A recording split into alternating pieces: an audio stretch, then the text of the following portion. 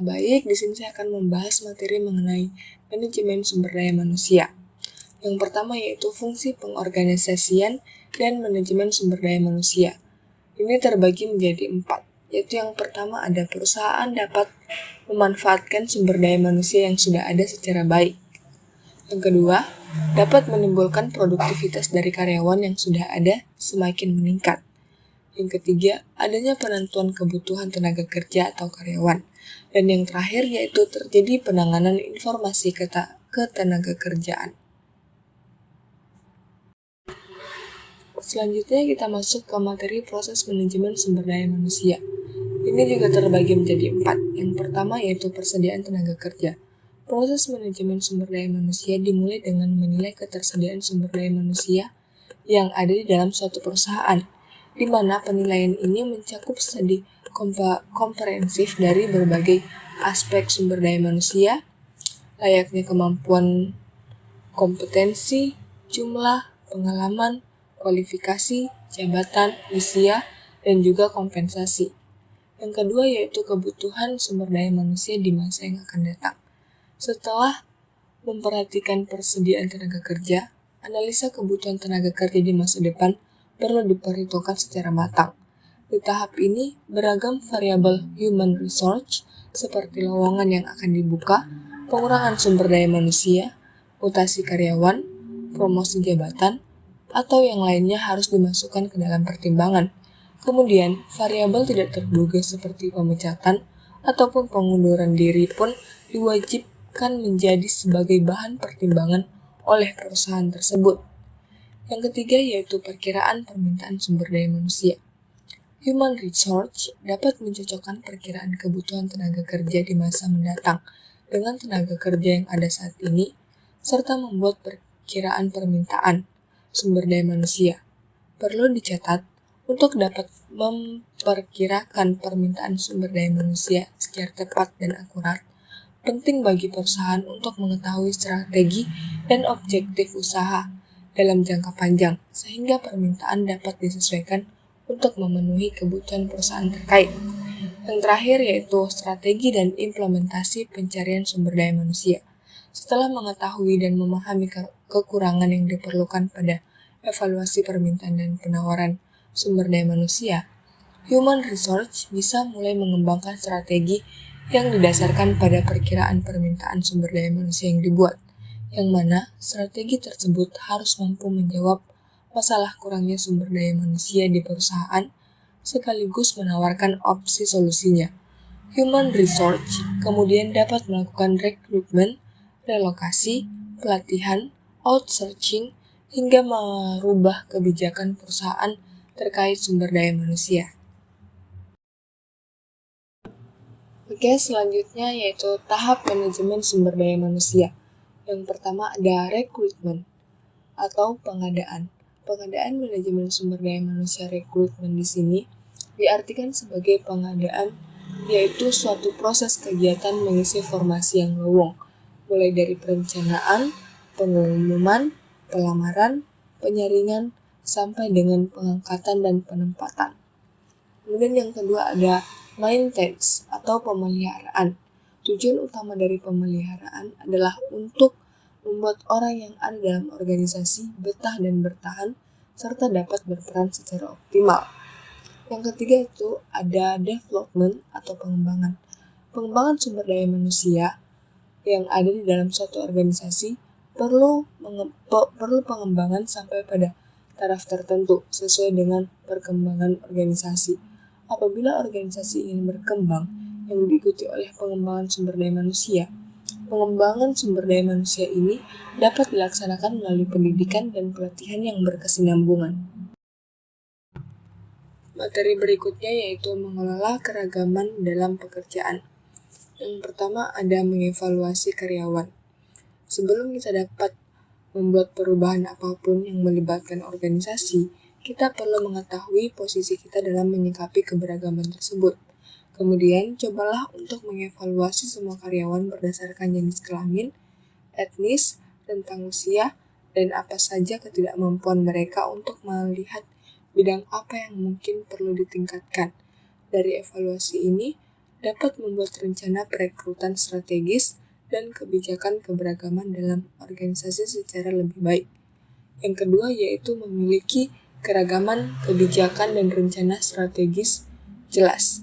Tanpa menetapkan tujuan konkret dan menyusun kebijakan secara definitif, mungkin akan menimbulkan kesulitan ketika kita akan mengelola karyawan yang memiliki berbagai perbedaan tersebut. Kemudian kita bisa mulai membuat kebijakan yang mampu mengkoordinir keberagaman tersebut untuk seluruh organisasi. Selain itu, kita juga harus mampu bekerja sama dengan tim rekrutmen untuk menyelaraskan tujuan-tujuan yang dimiliki oleh organisasi dan membuat perekrutan keberagaman tersebut menjadi prioritas. Yang ketiga yaitu bersikap fleksibel. Memiliki komitmen pada keberagaman organisasi berarti kita harus bersikap fleksibel dengan semua kebijakan yang telah dibuat. Walaupun tentunya tidak semua orang dapat mematuhi jam kerja yang ketat ataupun aturan lain yang terkadang mengekang. Namun setidaknya kita mampu memberikan alternatif penawaran jam kerja bagi karyawan senior yang membutuhkannya. Seperti halnya memberikan kebebasan dalam hal mengasuh anak di kantor, hingga kepada mempermudah para karyawan penyandang disabilitas dalam mengakses fasilitas kantor yang tersedia. Kemudian yang keempat yaitu meningkatkan kemampuan karyawan. Sumber daya manusia yang ada di organisasi merupakan sumber yang sangat berharga dalam mencari talent yang berbakat agar mereka mau bekerja di perusahaan.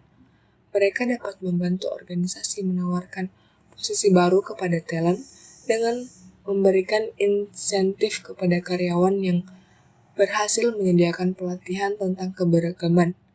Agar memiliki tempat kerja yang beragam dan inovatif, penting untuk membuat keberagaman menjadi sebuah fokus bersama yang harus dicapai. Kemudian yang terakhir yaitu ada melakukan komunikasi secara efektif.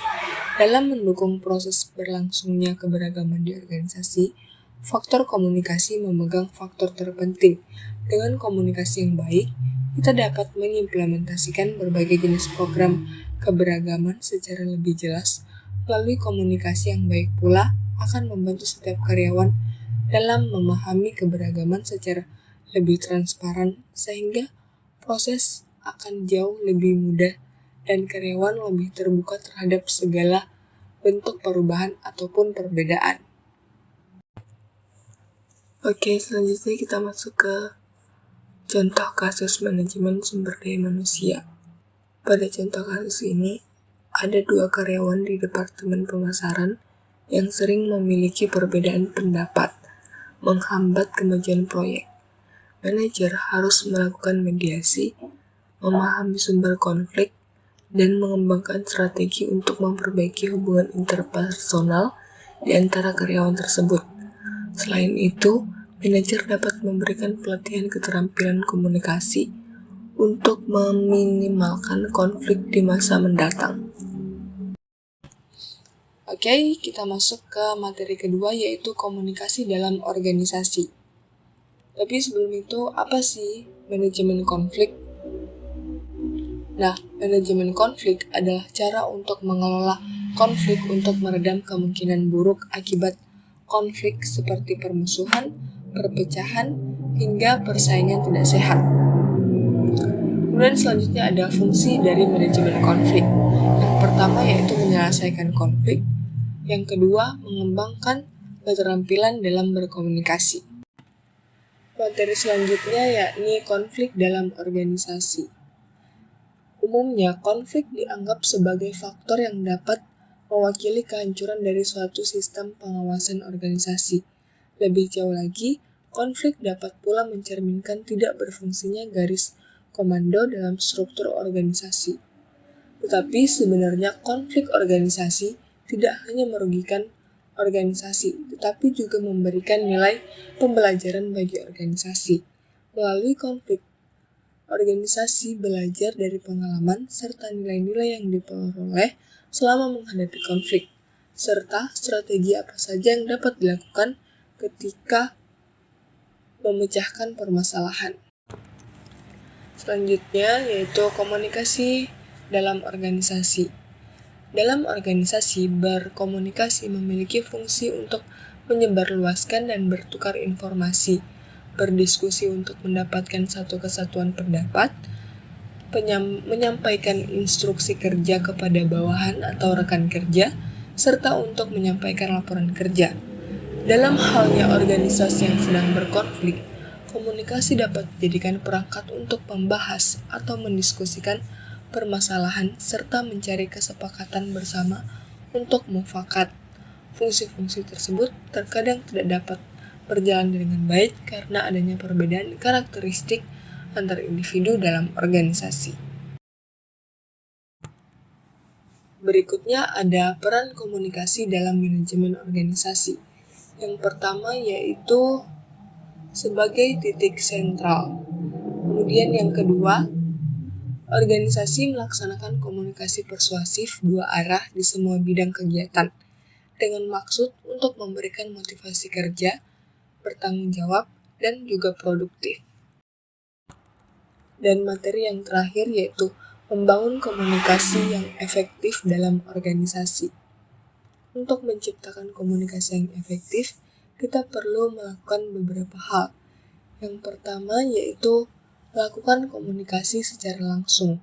Jika memang bisa bertemu secara face to face, maka lebih baik komunikasi dilakukan dengan cara tersebut untuk meminimalisir risiko salah paham, dan jika ada yang tidak dimengerti pun akan lebih mudah menanyakannya secara langsung. Yang kedua yaitu siap menjadi pendengar. Cara membangun komunikasi yang efektif dalam organisasi yaitu dengan siap menjadi pendengar. Karena dengan begitu, Anda akan lebih mudah memahami perspektif orang lain, baik Anda berada pada jabatan pemimpin maupun karyawan biasa.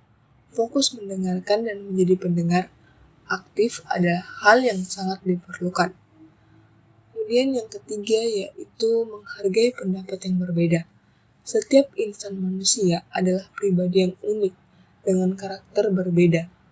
Sehingga cara membangun komunikasi yang efektif dalam organisasi adalah dengan menghargai pendapat lawan bicara.